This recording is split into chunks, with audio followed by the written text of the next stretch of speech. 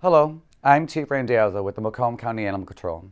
The following program is designed to inform you, the residents of Macomb County, of animal welfare issues that are taking place in our neighborhoods. So stay tuned. I hope you enjoy it.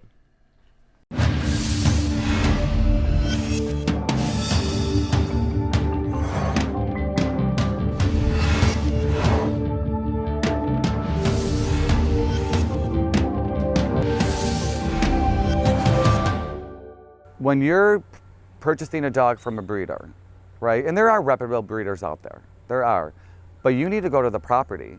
If they're not willing to show you mom and dad and their property and how they rear their young, to me, those are red flags.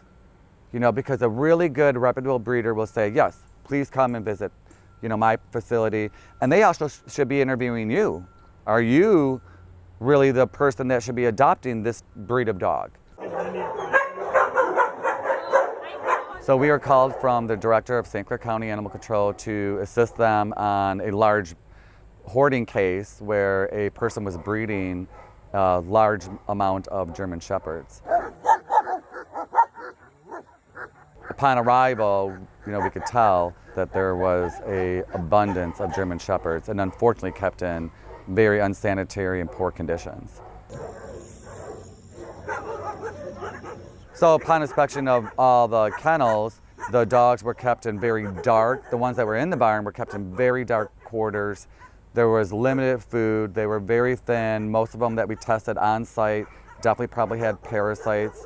And then when we got them back here, we could see that most of them, you could tell, had been in their cages for very long times because all they would do is just spin. So we know that there wasn't a lot of hands-on with them, that most of them were just breeding stock. Life for them on the property, in my opinion, was very dim and dismal for them. And that's why I do believe that breeding facilities should definitely be regulated. And that would have been a farm that definitely would have been regulated by Michigan Department of Ag and then probably as well as St. Clair County Animal Control. But then once we got them here, we realized that once we could attend to their medical needs, so whether it's intestinal parasites, and then had some training with them, then we realized that most of the dogs were all recoverable. So I think important takeaways from situations like this is that the communities keep in mind that it's St. Clair County Animal Control. They have one animal cruelty investigator. They have one director. Both are very experienced people. But now you're talking over 80 dogs from one facility, right, from one piece of property.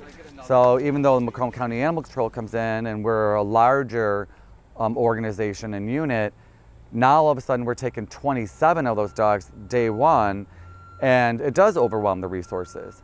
It was really amazing to see them actually be able to run around in large yards, jump in and out of the pools, and interact with each other. That to me was kind of like, yep, it was worth all the countless hours that we spent at that farm.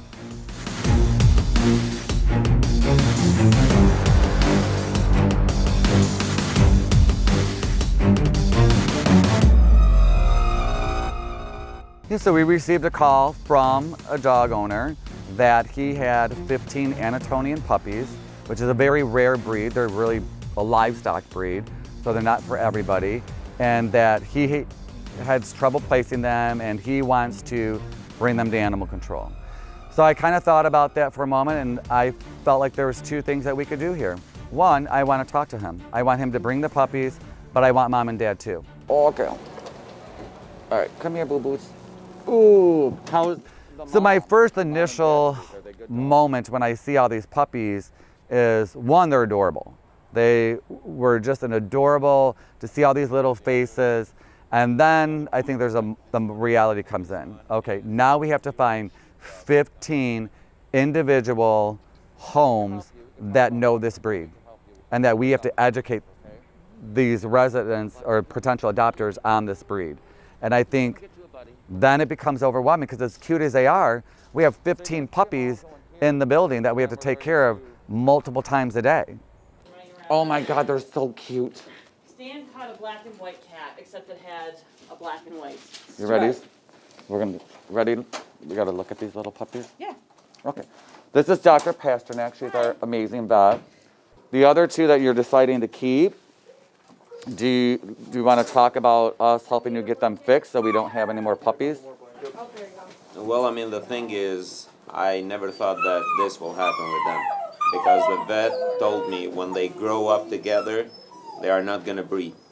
Are they related, mom and dad? They are. The other one, the mom and dad, they are brother and sister, the ones that I'm bringing for them. That is not good.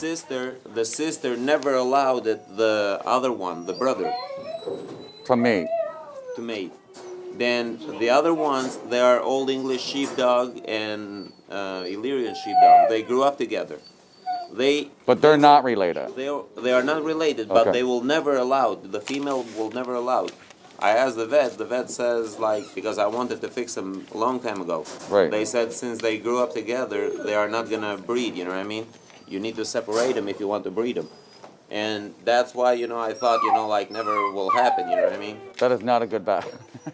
Believe And me. see Yeah. see how that advice paid off? No, so our whole goal is so you don't run into another situation. I completely understand. We'll help you pay for getting the ones you're going to keep, the adults, fixed so we don't have any more. Here you go. And so he agreed to all of that.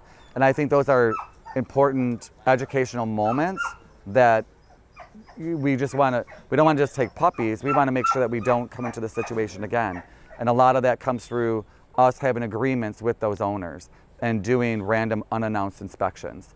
But kind of having this great relationship with our residents that we have to just look at the bigger picture here, right? If we're going to look at pet retention as we move forward, it's about making sure that, can we meet the needs of these owners?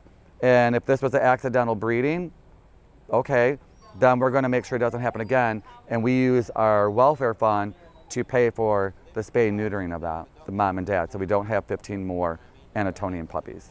Every single one of the puppies were placed. That was the amazing part of it, into proper homes. We did a lot of home inspections. We were doing a lot of really educating the potential adopters about the breed. And I think that that was, a part of their success, and we had them all placed relatively quickly.